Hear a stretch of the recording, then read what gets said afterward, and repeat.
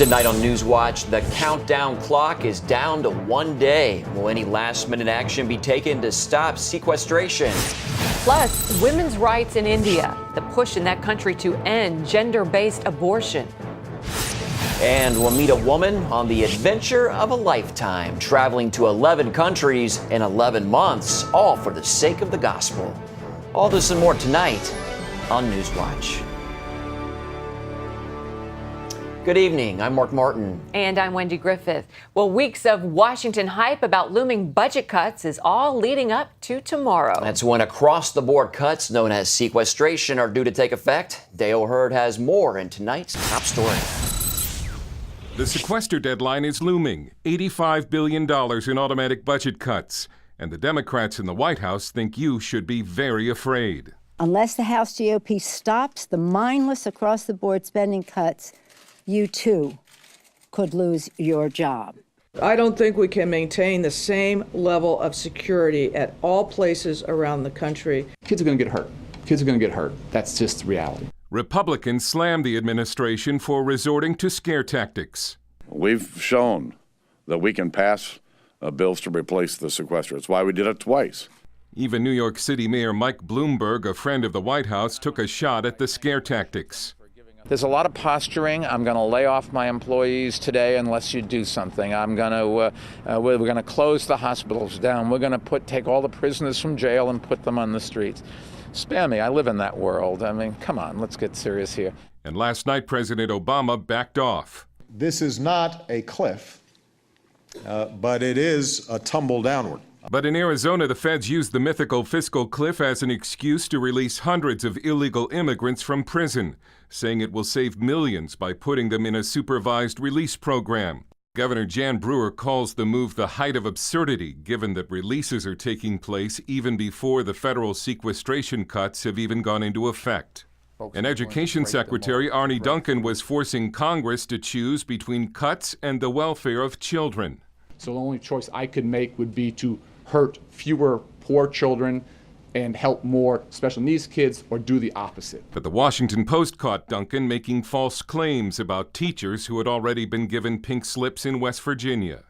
President Obama will meet with congressional leaders Friday. Speaker Boehner says he'll tell the president it's time for the Senate to pass a bill to avoid automatic spending cuts. Dale Hurd, CBN News. Joining us now is Seton Motley. He's the founder and president of Less Government. Seton, have the president and other officials overstated the impact of these budget cuts? Just a little. Yes. Look, the sequestration going into effect would return us to about 2011 spending levels, when, as you know, the government was pared down to the bone and nothing was happening in Washington. Look, this is absurd. They released 1,000 or more illegal aliens in advance of the sequestration. We didn't even have the sequestration yet. You would think that alone, you know, the catastrophic losses of, you know, programs for children and disabled children and sick children, and we can't enforce the border, even though they're not enforcing the border, and they're arresting border officers who do enforce the border. This is just a bunch of histrionics. And now you see Obama backtracking. You had me on graciously a few weeks ago, or a week ago, and I said nothing's going to happen, and that's Obama's biggest fear, because America's going to wake up and notice no difference in the cuts.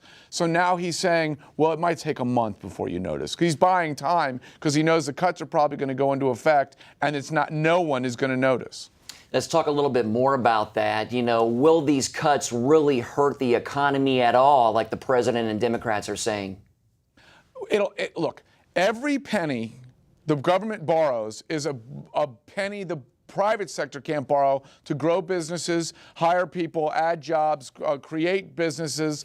You have the government competing with the private sector for capital. The less the government is borrowing and spending, the better the private sector can do, because there's more capital for them to grow jobs and actually create wealth. So it's patently absurd. You know, President Obama says over and over again, you can't cut your way to prosperity. You absolutely can. Look, there's going to be government bureaucrats who shouldn't have been hired in the first place laid off. if we reduce the size of government the way we need to. But that's fine. That's cutting away dead wood. You do that in forests. You do that on plants. It's called pruning, and we can do it in Washington, too. All right. Well, how much waste actually is there in the budget? I would argue 90%, but seriously, you could cut 20% tomorrow. And no one would notice a thing if you cut it right. I mean, you can do it the way Obama's doing it, which is, first line of defense on the border security and teachers and all that. Although I don't know how many teachers are paid by the federal government, actually. But you can do it that way, or you can do it reasonably and sensibly. Look, Senator Tom Coburn has the Back in Black book where he identifies $900 billion in waste, and he said, I'm only getting started on researching how much waste there is. So we could do 20% and not even bat an eye. All right. Well, Seton Motley with Less Government. Thanks for your time, sir. Thank you very much, sir. Jack Lew has officially taken over as Treasury Secretary just one day before sequestration cuts are to take effect in Washington. Today, Lew was sworn in to succeed former Secretary Timothy Geithner in the 4-year term. He will inherit any negotiations to reverse cuts and future budget talks on funding the government. The Senate affirmed the president's choice by confirming Lew late Wednesday. 25 Republicans and Vermont Independent Bernie Sanders voted against the confirmation.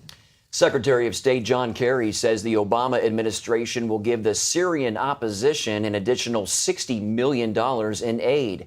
Kerry also says the U.S. will, for the first time, provide food and medical supplies to the rebels fighting to remove President Bashar Assad.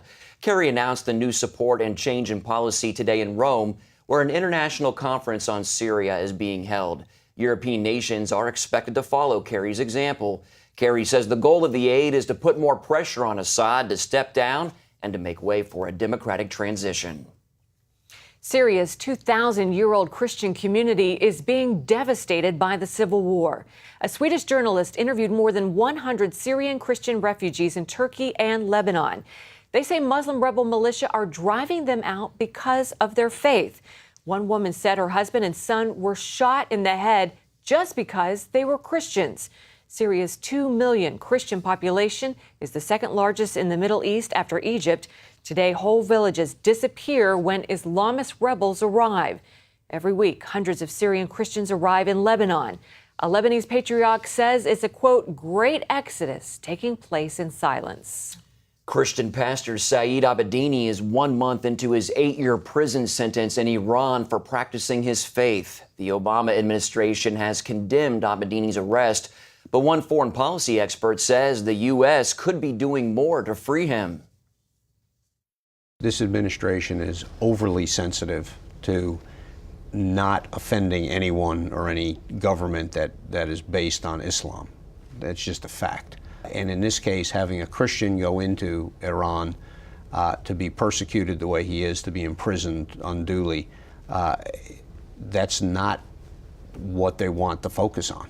So, no, I think they are less than excited about trying to negotiate to get a Christian pastor out of a Muslim country, because it, again, will be, they see it as an opportunity for those Muslim propagandists to use that against the United States when they're trying to portray themselves as everything to everybody. Bucci says the best way to help Pastor Abedini is to pray. Women's rights in India took center stage recently following a horrific gang rape on a New Delhi bus. Many hoped attention from the attack would lead to a culture change. And as Heather Sells reports, that's happening with a fight to end a long-standing and illegal practice. For centuries, Indian women and girls have endured many types of abuse. Now, the death of a university student after a brutal gang rape is stirring a new national conversation about women's rights. The outrage may even be affecting the rights of unborn females. Recently, the government announced steps to stop gender-based abortion, which kills about 7,000 unborn girls a day in India. It's a tragedy that Dr. Prakash Tyagi sees regularly. The ultrasound technology has reached most parts of the country. It has become more affordable, more accessible, and it has definitely fueled the whole sex-selective abortion scenario. On paper, this practice is illegal, but social forces demand it.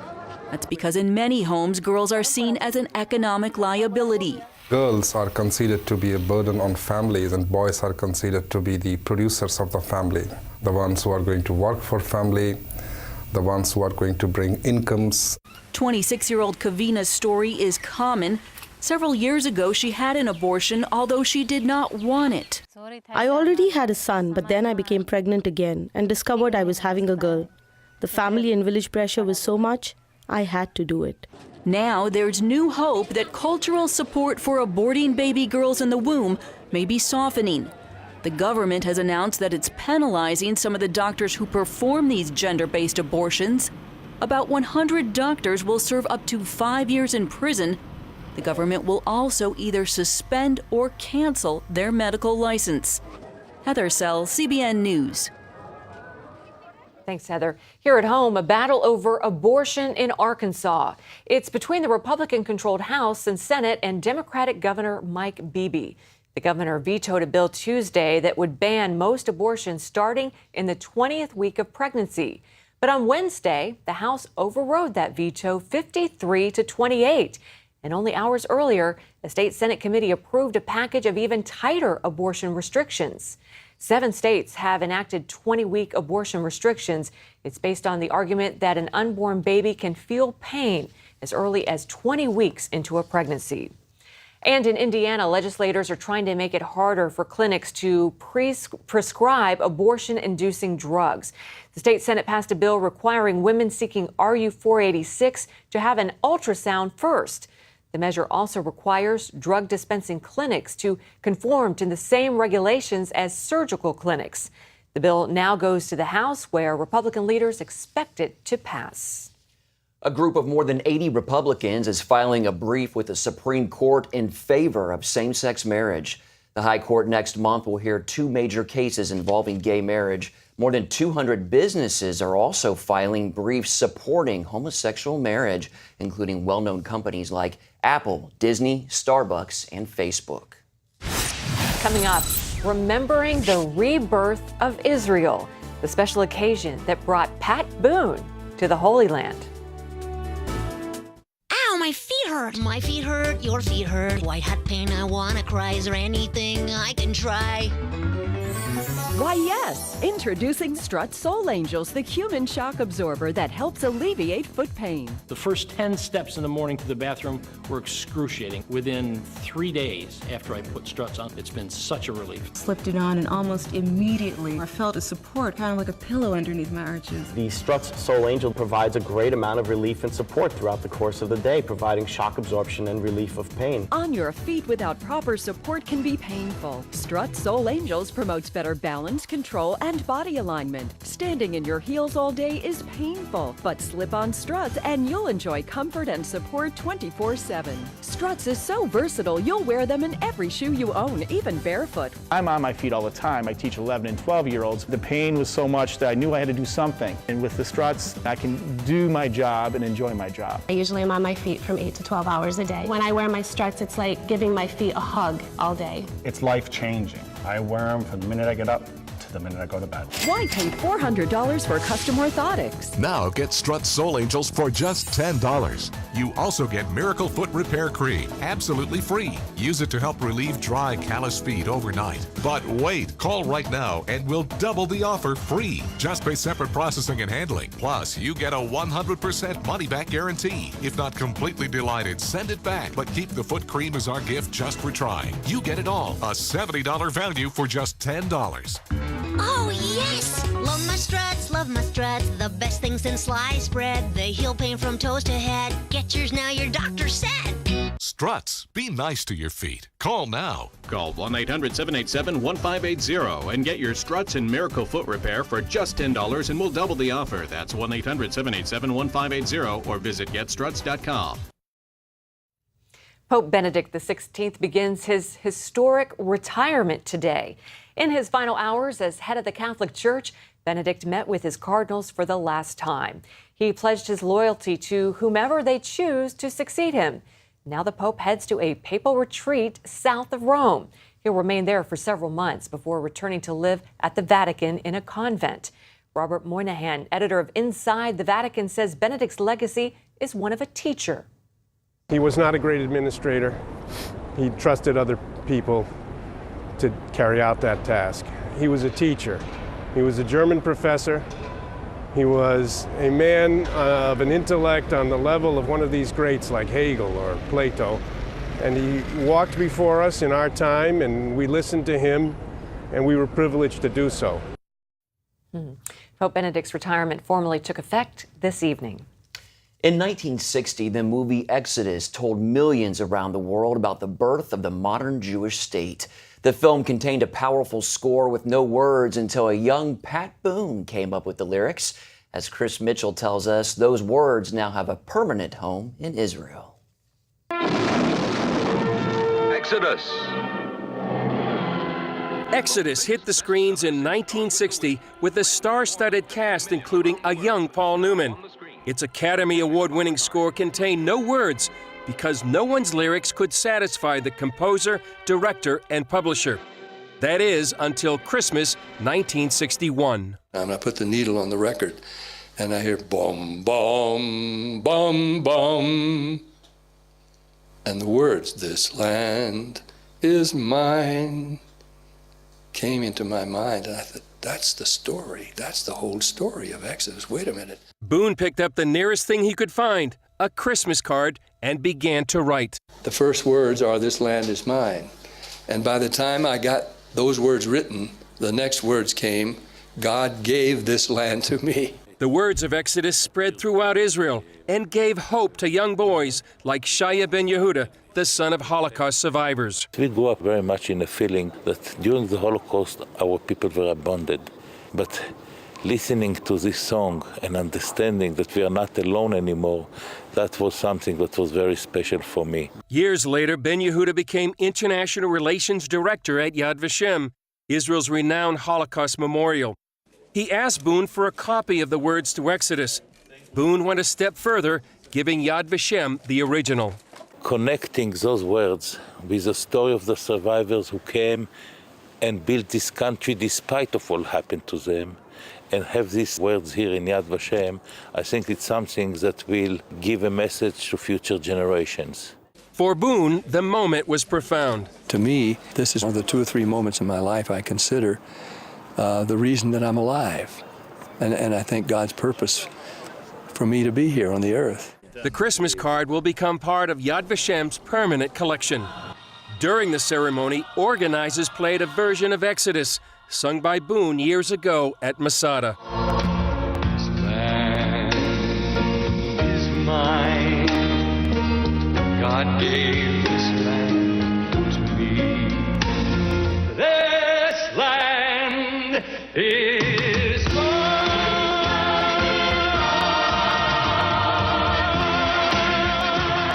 Chris Mitchell, CBN News, Yad Vashem, Jerusalem. Incredible, powerful. Well, up next, how a race around the world is drawing in people with a heart for missions and adventure. Listen up for an amazing offer that can change the way you hear. I'm sorry, I didn't hear you. Can you repeat that? Frustrated with your hearing? What did he say? Well, hear better now. Introducing the fully rechargeable MSA 30X, a revolutionary device that features the latest microsound amplification technology that can barely be seen. Independently tested to help you hear up to 30 times better. It turns ordinary hearing into extraordinary hearing. MSA 30X works by capturing and amplifying sound waves, yet its lightweight ergoacoustic design is discreet. It form-fits in and around either ear. I forget I'm even wearing it. And MSA 30X is powerful. Hear clearly in restaurants. Never miss another word on TV or at the movies. My wife complains that I have the volume up on the TV too loud. And I didn't want to be in the same room with them. Now I can hear everything clearly. Simply adjust the volume as you desire. Other units use so many batteries and they're difficult to change. But the MSA 30X is completely rechargeable. Simply plug it into the wall. I tried other devices that had batteries, but they were always such a pain to change and so costly. But this is rechargeable, so I figure I save hundreds a year. Bulky sound amplifiers can cost hundreds, but try MSA 30X for just $59.95 and we'll include a cleaning brush and 5 comfort tips. But wait, In this special TV offer, we'll cut the price in half. Now you can hear up to 30 times better for just $29.95. But there's even more. We'll double the offer free. Just pay additional processing and handling. Wear them both or give one to a loved one. Did you hear that? That's 2 MSA 30Xs for just $29.95. The MSA 30X Hear Better Now offer. Get 2 for just $29.95. All I can say is just try it. It could change your life. To order the MSA 30X sound amplifier, call 1-800-535-0654. That's 1-800-535-0654. Or you can go to MSA30X.com. Call or go online now. Welcome back. Imagine quitting your job, leaving everything behind, and setting off on a trip, one that goes to 11 countries in 11 months. Yeah, I recently met one young lady who's doing just that. She's having the adventure of a lifetime on what's called the World Race.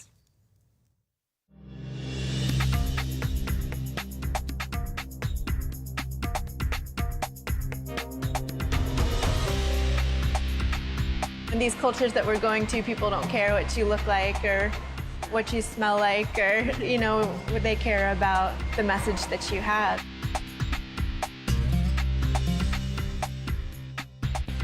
"28-year-old Emily Wright of Virginia Beach left her job, her apartment, and her family to take the World Race Challenge. That means over the next 11 months, Emily will visit 11 countries for about 30 days each. You know, I'm excited just to be a part of something bigger than myself. Her adventure began helping orphans in Mozambique. From there, she goes to Swaziland, South Africa, India, Nepal, Thailand, Cambodia, Vietnam, Malaysia, Moldova, and will end her journey in Romania. The World Race, now in its 7th year, establishes contacts in each country, so Emily and her team will work with local churches and ministries in the region. The ministries could range from Vacation Bible School to working in orphanages to ministering to women and children who have been in human trafficking, especially in Southeast Asia. Emily's group is part of a larger team of about 50 racers who've been asked to travel light. I will have one backpack for the entire 11 months, and I'll be taking a tent. So sometimes we'll have accommodations and sometimes we won't. How do you feel about going a week without a shower? I'm the type of girl who can handle that, and in training we had practice doing that. We were living in the woods for a week, group of 50 people, getting close together. World Race founder Seth Barnes came up with the idea several years ago to give young people an alternative to the 9-to-5 routine. We push people to do what we call a Luke 10 kind of journey, where they go out and they take virtually nothing, and they know that they've got all spiritual authority, and we ask them to pray for local needs and see what God does when He shows up. And it inevitably changes them as they depend on God with total dependence, that He shows up in power. Barnes says thousands of young people apply each year because they're looking for more. By leaving all of this stuff that has defined us and just allowing God to open up His possibilities in all different cultures, they find that there's more to life, that this yearning that they've had inside has an answer. One thing Emily and her team are discovering is that mission work can be tough and that spiritual warfare is real. Emily shared this recent blog post from Mozambique. The light shines in the darkness, and the darkness has not overcome it. In ministry, I see children who are dying in the hospital who have nothing. No bed sheets, no food, no doctors, no paper towels to wipe up their mess. It's so easy to just see the hopelessness and the darkness. But the truth is that God has authority over every seemingly hopeless situation. He is trustworthy, He is good, and He is our healer. And ultimately, He has already defeated sickness and death. If you'd like to take the World Race Challenge like Emily, you just need to be between the ages of 21 and 35 and have a heart for missions and adventure. It'll cost you about $15,000 for the entire journey, but you don't have to have it all before you go. Emily says although the journey is not always easy, her mission remains the same: God's love. Whatever form that takes, giving them shoes or taking them out for an evening, or Jesus said to heal the sick, cast out demons, and raise the dead. And so they really ask you to have that kind of faith. And Emily is in Swaziland right now. You can follow her adventure online and even help her cause by going to her blog page. You'll find the link on our website, cbnnews.com. And the World Race launches 3 times a year, so there's still time to get in it for this year, for 2013. We'll be right back. When you're driving along and your cell phone rings, do your eyes instantly go off the road? Then you need to get a grip. Hi, David Jones here with the new Grip Go, the most versatile hands-free mount that will instantly grip any phone for safe driving. Just attach the suction cup to your windshield or dash, and Grip Go grabs your phone ultra fast. That it peels right off. And don't worry, there's no sticky residue left behind. The 360-degree pivoting mount allows you to always get the perfect viewing angle. It's even strong enough to grab and hold this expensive smartphone out the window. Yet it comes right off with ease. That's the advantage of Grip Go. You can get the amazing Grip Go with dashboard mount for only $14.95. We'll send you a second kit free. Just pay separate processing and handling. Get 2 complete Grip Go systems for just $14.95. To order Grip Go for $14.95 plus processing and handling, call 1-800-709-5259 or order online at getgripgo.com. John Mapes is 42. Mortgage, married, 2 great kids. He wants to protect his family with a $500,000 term life insurance policy. What do you think it'll cost him? $100 a month? 60? 40? Actually, none of the above. John can get a $500,000 policy from a highly rated insurer for under $25 a month. His secret? SelectQuote. SelectQuote is impartial. They'll search the pick of insurers like these to give you a choice of your best prices. SelectQuote has great savings on term life for women, too. John's wife, Carrie, can get a $500,000 policy for under $16 a month. SelectQuote has helped make term life insurance affordable for hundreds of thousands of people since 1985. How about you? Just call this number or visit SelectQuote.com.